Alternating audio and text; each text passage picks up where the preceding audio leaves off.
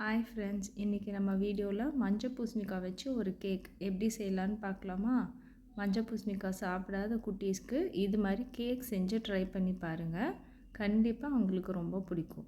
அதுக்கு ஒரு 250 கிராம் மஞ்சள் பூசணிக்காவை நல்லா கழுவிட்டு அதில் இருக்கிற விதைகளை எல்லாத்தையும் நீக்கிட்டு இது மாதிரி தோல் சீவி குட்டி குட்டியாக சாப் பண்ணி எடுத்து வச்சுக்கோங்க. இப்போது ஒரு கடாயில் கொஞ்சமாக சுடு தண்ணி ஊற்றி அதில் ஒரு ஸ்டாண்ட் வச்சு நம்ம குட்டி குட்டியாக சாப் பண்ணி வச்சுருக்கிற மஞ்சள் பூசணிக்காய் எல்லாத்தையும் ஒரு 10லேருந்து 15 நிமிஷம் வரைக்கும் மூடி போட்டு வேக வச்சு எடுத்துக்கலாம்.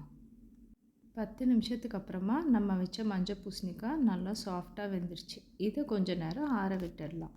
மஞ்சள் பூசணிக்காய் நல்லா ஆறினதுக்கப்புறமா அதை ஒரு மிக்ஸி ஜாரில் சேர்த்துக்கிட்டு கூடவே 2 பெரிய சைஸ் முட்டை, 3 கிராம் ஈஸ்ட்டு, 60 கிராம் சர்க்கரை, 150 கிராம் கோதுமை மாவு எல்லாத்தையும் ஒன்றா சேர்த்து நல்லா மிக்சியில் பேஸ்ட்டாக வர வரைக்கும் அடித்து எடுத்துக்குவோம். அரைச்ச மாவை ஒரு பவுலில் ஊற்றி அதுக்கு மேலே கிளிங் ரேப் பண்ணிவிட்டு இல்லைன்னா நீங்கள் ஒரு ஏர்டைட் கண்டெய்னரில் ஊற்றி காற்று போகாத மாதிரி ஒரு 20லேருந்து 30 நிமிஷம் வரைக்கும் அது ரைஸ் ஆக விட்டுறலாம். ஈஸ்ட்டு நல்லா ஆக்டிவேட் ஆகி ஒரு 30 நிமிஷம் கழித்து இந்த மாதிரி பொங்கி வந்திருக்கும். இந்த மாதிரி ரைஸ் ஆகி வந்த மாவில் நம்மளோட சாய்ஸ்க்கு பாதாமோ வால்நட்டோ நமக்கு என்ன நட்ஸ் வேணுமோ கூட கலந்து ஏர் பபிள்ஸ் எல்லாம் நல்லா ரிலீஸ் ஆகிற வரைக்கும் அதை கலந்துக்கலாம்.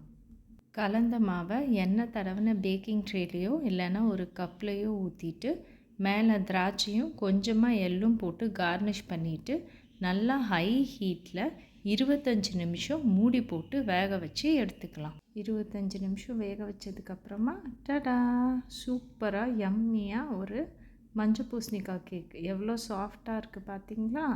சாப்பிடாத குட்டீஸ்க்கு இந்த மாதிரி கேக் செஞ்சு இன்றைக்கே அசத்துங்க. பாய்.